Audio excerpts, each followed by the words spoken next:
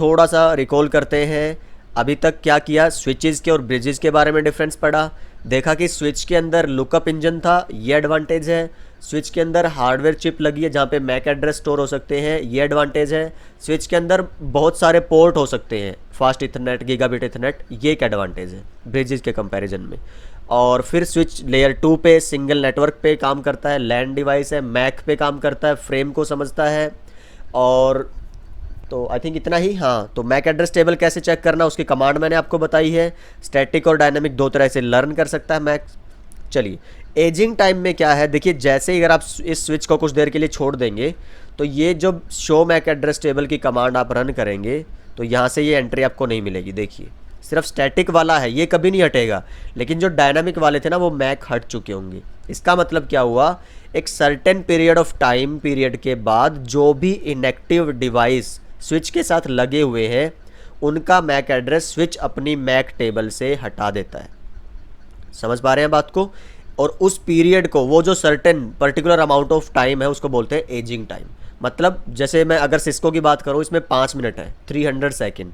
After every 5 minute switch will remove its MAC address entries from its MAC address table. Switch अपनी MAC table से सारी dynamic learn जो भी Mac entries थी वो हटा देगा हर एक 5 मिनट के बाद। कंडीशन क्या है, ऐसे नहीं कि जो काम कर रहे हैं डिवाइसेस उनकी भी नहीं, जो इनएक्टिव है, जो कोई कम्युनिकेशन में टेक पार्ट, हिस्सा ही नहीं ले रहे हैं, जो भी डिवाइसेस, इनएक्टिव डिवाइसेस की एंट्रीज को वो क्या करेगा, आपके मैक से हटा देगा। हाँ, जहाँ पे काम चल रहा है, जिस प्रिंटर से आप प्रिंट आउट ले रहे हैं उसकी नहीं हटाएगा कभी भी, राइट।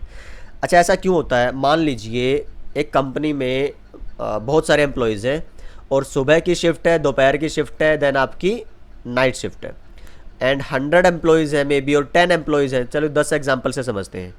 10 लोग आते हैं, इस तरह से कनेक्ट करते हैं अपना लैपटॉप और काम करना स्टार्ट कर देते हैं इस स्विच के ऊपर। अब मान लीजिए उनकी शिफ्ट पूरी हुई और कोई और अगले 10 लोग, अगले 20 लोग आए। अब पहले मैक तो हट चुके हैं ना, यहाँ से ये डिवाइस हट गए मीन्स मैक हट गया, स्विच से हट जाना चाहिए था। लेकिन अगर इसकी टेबल से ये एजिंग टाइम के अकॉर्डिंग, एजिंग टाइम अगर स्विच में ना हो तो वो मैक एड्रेस उसकी टेबल से कभी भी नहीं हटेंगे। अगले 10 आएंगे वो फिर रजिस्टर होंगे, अगले 20 आएंगे वो फिर रजिस्टर होंगे। धीरे धीरे क्या होगा, स्विच की जो मैक टेबल है उसका साइज़ बढ़ता जाएगा।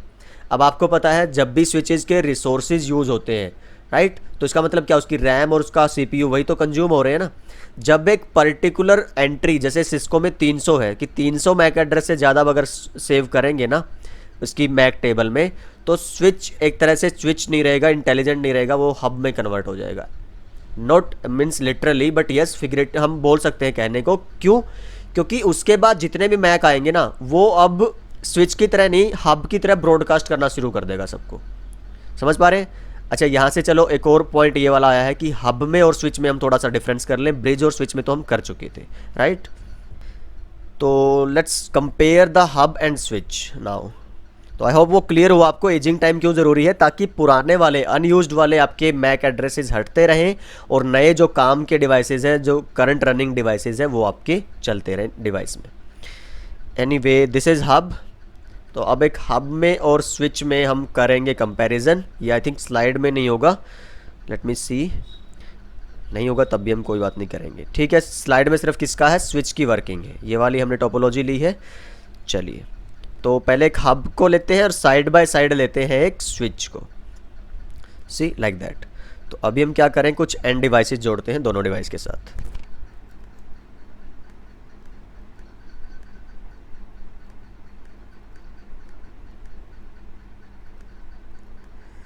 Okay then let's connect them with the cable. कौन सी केबल होगी, you better know. Different devices हैं, one is working on IP and other is not working on IP. एक आईपी पे काम करता है, दूसरा नहीं करता है। अब देखिए हब में भी वही डिवाइस है, बाय डिफ़ॉल्ट लगाते हैं, उसमें कोई लूप का चक्कर नहीं है, कोई उसमें आपका एसटीपी वगैरह कोई प्रोटोकॉल ऐसी नहीं चलती। हाँ, ब्रिज की अगर आप बात करेंगे, ब्रिज में एसटीपी ज़रूर चलती है, क्योंकि उसमें भी आपका लूप बनने के चांसेस रहते हैं, क्योंकि वो भी स्विच की तरह काम करता है मैक एड्रेस पे। चलिए, तो let's configure IP address. Okay, so 10.1 then 10.2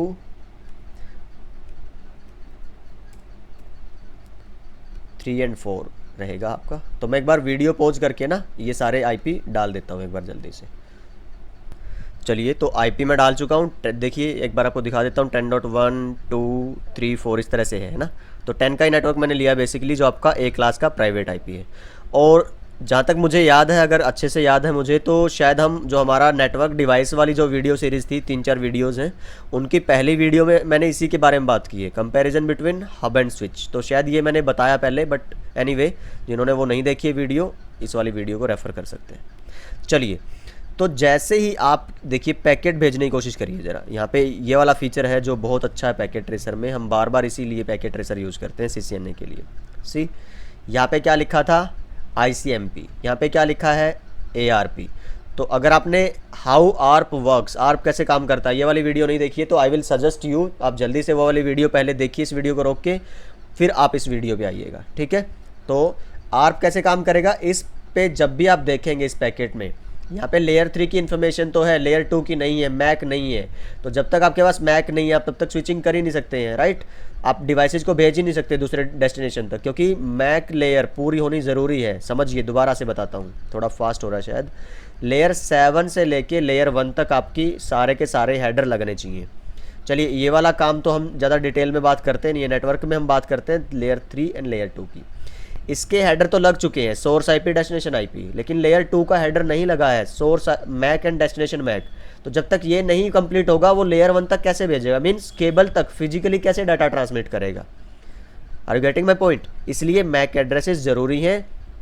तो जब भी आपके पास आईपी है, मैक नहीं है, तो कौन सी प्रोटोकॉल काम करती है, ARP। ये सारा डिटेल में मैंने उस वीडियो में बताया हुआ है। तो मैं अगर पैकेट भेजता हूँ, तो देखिए जैसे ही हब ने रिसीव किया, ये एक डम डिवाइस है, इसके पास कोई मेमोरी नहीं है, कोई CLI नहीं है। देखिए यहाँ पे कोई CLI नहीं मिलेगी आपको, ठीक है। बहुत थोड़े पोर्ट होते थे हब के अंदर, ये भी इसकी डिसएडवांटेज थी।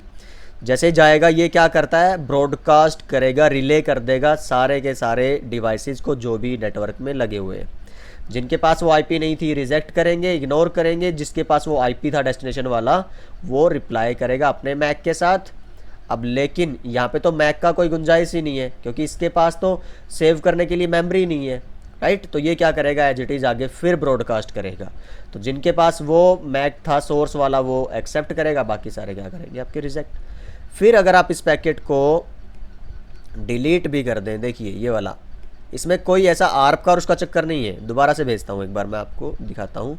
सेम सोर्स सेम डेस्टिनेशन, जैसे स्विच पे गया, सॉरी हब पे, अगेन उसने क्या किया, ब्रॉडकास्ट, क्योंकि ये डम डिवाइस है।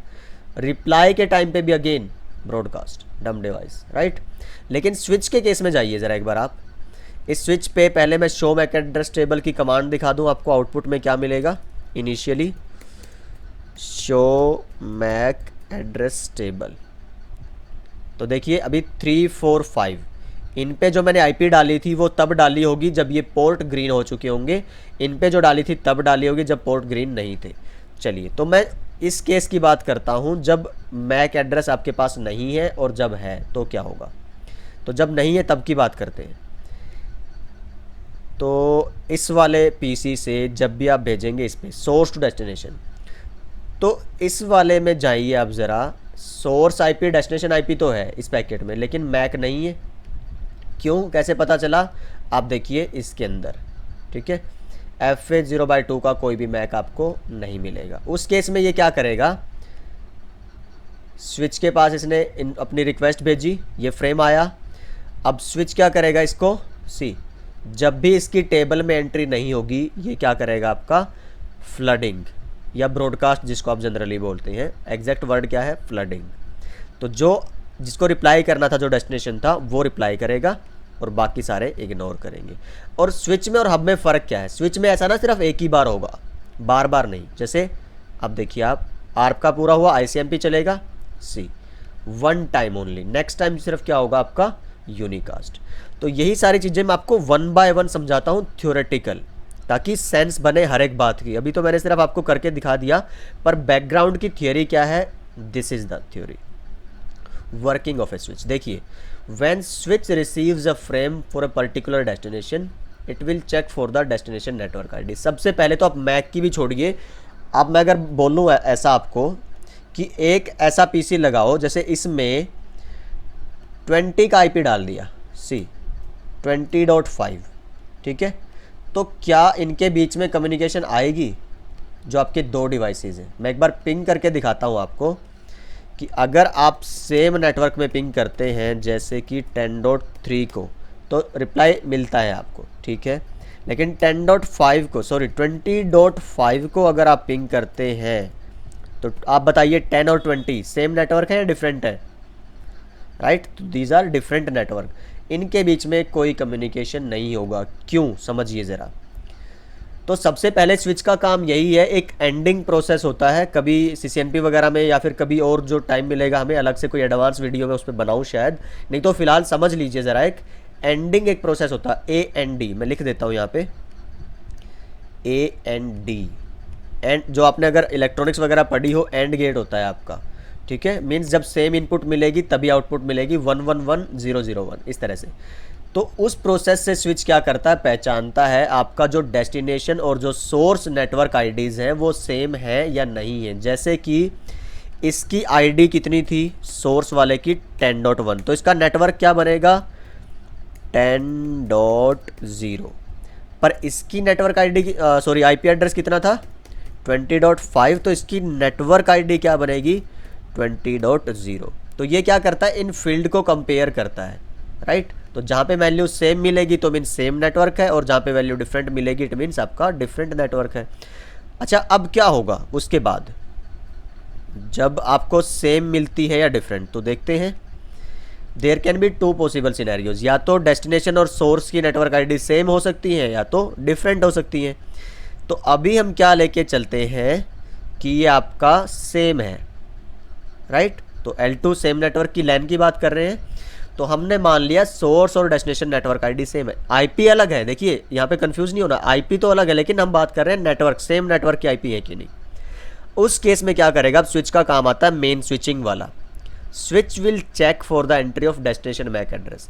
वो तो सिर्फ उसने पैरामीटर क्लियर किया है कि भाई वो मेरा काम है भी कि नहीं। अगर नेटवर्क अलग है ना, तो आपको पता है डिफरेंट नेटवर्क को कनेक्ट करने का काम स्विच का नहीं है, राउटर का है। तो वो तो स्विच का स्कोप ही खत्म हो, जैसे पुलिस वाले बोलते हैं ना कि भाई ये वाला जो केस है वो हमारे उससे बाहर है जुरिडिक्शन से, ये किसी और इलाके का केस है, दूसरे डिस्ट्रिक्ट का केस है। ऐसे ही ये स्विच भी बोल देगा कि भाई साहब आप मुझे बेवजह खामखा परेशान कर रहे हैं, ये वाला नेटवर्क तो मेरा है ही नहीं, मैं तो लैन का डिवाइस हूँ, एक ही नेटवर्क में कम्युनिकेशन कराऊंगा। उसमें जाना है तो आपको किसी और डिवाइस पे जाना पड़ेगा, जो कि क्या होगा आपका लेयर 3 डिवाइस, आपका राउटर गेटवे। तो हम बात करेंगे बाद में। फिलहाल स्विच को सिर्फ किससे मतलब है, सेम सोर्स जो आपका नेटवर्क आईडी है 10.0, उससे मतलब है कि अगर सेम नेटवर्क आईडी का कोई भी आप पीसी मुझे कम्युनिकेशन के लिए देंगे तो यस मैं उसमें कम्युनिकेट आपको करवा के दे दूंगा। चलिए, तो हमने बोल दिया कि चलिए ठीक है, मैं 10.1 से 10.4 को ही कम्युनिकेट करवाना चाह रहा हूँ। Okay fine.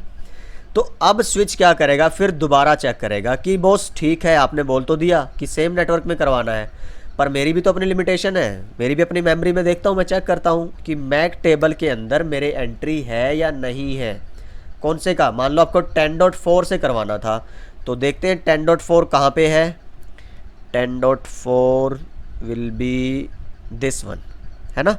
तो ये किस पोर्ट पे जुड़ा है आपका, FA0/4 पे, ठीक है। सो लेट्स सी FA0/4 पे कोई मैक दिख रहा है आपको, नो। तो ये दो केस हो सकते हैं, मान लो आपको 10.3 से कम्युनिकेशन कराना होता, वो किससे जुड़ा था 0/3 से, तो उसका मैक तो इसमें सेव है, स्टोर है, लेकिन FA0/4 कहीं नहीं है जिस पे 10.04 जुड़ा था, तो उसका मैक एड्रेस इसकी टेबल में नहीं है। तो अगेन दो फिनोमिनाज हैं। देखिए स्विच को आपकी मैक एड्रेस टेबल की एंट्री मिलेगी अपनी टेबल में या फिर नहीं मिलेगी। अच्छा, अगर नहीं मिलती तो स्विच क्या करता है, अभी अगला जो प्रोसेस है, अकॉर्डिंग टू सिनेरियो 1, अगर स्विच के पास डेस्टिनेशन मैक की एंट्री ही नहीं है तो क्या होगा, frame simply forwarded out of the interface. अच्छा, ये किसके बारे में हमने बात की, अच्छा, थोड़ा उल्टा शायद मैंने बोल दिया, तो एक बार दोबारा देखते हैं। ओके, तो ये कुछ ऐसा है जैसे FA0/3 इसकी एंट्री मिल गई तो क्या होगा, देखिए करके देखते हैं। चलिए, तो let's take this simulation packet 10.3। देखिए कोई आर्प नहीं हुआ, स्विच के पास रिक्वेस्ट आई और डायरेक्ट उसने क्या कर दिया, जो भी डिवाइस जिस उस पोर्ट पे लगा था 0/3 पे, उसको वो डायरेक्ट क्या करेगा, फ्रेम भेज देगा। दैट्स इट, उसका रिप्लाई आएगा, काम खत्म, सक्सेसफुल। ठीक है, फिर दूसरा सिनेरियो क्या था कि जब वो मैक उसको ना मिले, सिनेरियो 1 की हम बात कर चुके हैं, मैक अगर होगा उसकी टेबल में तो उस डिवाइस को वो डायरेक्टली फ्रेम भेज दिया जाएगा। बाकी किसी भी डिवाइस को कोई लेना देना नहीं है फिर उस मैसेज से, उस फ्रेम से, सिर्फ डेस्टिनेशन को लेना देना था। अब सिनेरियो 2 क्या बोलता है कि राउटर की बात याद रहती है ज़्यादातर, स्विच के अंदर अपनी स्विचिंग टेबल में या मैक एड्रेस टेबल में ऐसा कोई मैक था ही नहीं। तो क्या होगा, देखिए, इनकमिंग फ्रेम जो आर्प का प्रोसेस, यहाँ पे मेरा मतलब इस लाइन से है आर्प के मैसेज से, ठीक है, उसमें डेस्टिनेशन मैक क्योंकि था ही नहीं, पता ही नहीं है, तो डेस्टिनेशन मैक में क्या लिखा रहेगा अब, FFF हर जगह, इसको बोलते हैं डेस्टिनेशन मैक एड्रेस। जैसे अगर आपको याद हो 255.255.255.255, ये इसको क्या बोलते हैं हम, ब्रॉडकास्ट आईडी। या फिर कोई भी नेटवर्क है जैसे 192.168.10.0, उसकी ब्रॉडकास्ट आईडी क्या होता है, उसका लास्ट एड्रेस 192.168.10.255। 255 का मतलब सारे वंस होते थे आपके नेट होस्ट पार्ट में। इसी तरह से मैक एड्रेस में ब्रॉडकास्ट मैक किसको बोलते हैं, जहाँ पे सारे वंस होंगे हेक्साडेसिमल में। लास्ट मैक्सिमम का मतलब है 0 to F जाता है ना आपका मैक एड्रेस, तो सारे F रहेंगे। चलिए दिखाता हूँ आपको, यहाँ से आपको जाना है यहाँ से। अभी इसमें कोई भी मैक एड्रेस की एंट्री नहीं थी, तो कौन सा प्रोसेस हुआ, ARP address resolution protocol, source MAC खुद का इस पीसी का, और डेस्टिनेशन मैक में आप देखिए क्या एंट्री है, ARP का डेस्टिनेशन मैक एड्रेस, तो यही वाली है, तो यही हमने यहाँ पे लिखा है। तो जैसे ही स्विच ऐसा कोई फ्रेम रिसीव करेगा जिसका मैक एड्रेस ये है, तो वो समझ जाएगा कि भाई इसकी मैक एंट्री जो इसको जहाँ पे जाना है ना, इस सोर्स को जिस डेस्टिनेशन पे जाना है, वो एंट्री मेरे पास है ही नहीं। तो अब उसका क्या काम होगा, इसको बोलते हैं सिनेरियो को अननोन फ्रेम, राइट, कि अननोन मीन्स आपका जिसमें डेस्टिनेशन क्लियर ना हो। डेस्टिनेशन मैक का जो फील्ड रहता है आपका, मैं आपको फ्रेम स्ट्रक्चर की एक अलग से वीडियो रखेंगे, उसमें बताऊंगा कि क्या मतलब है इसका फ्रेम।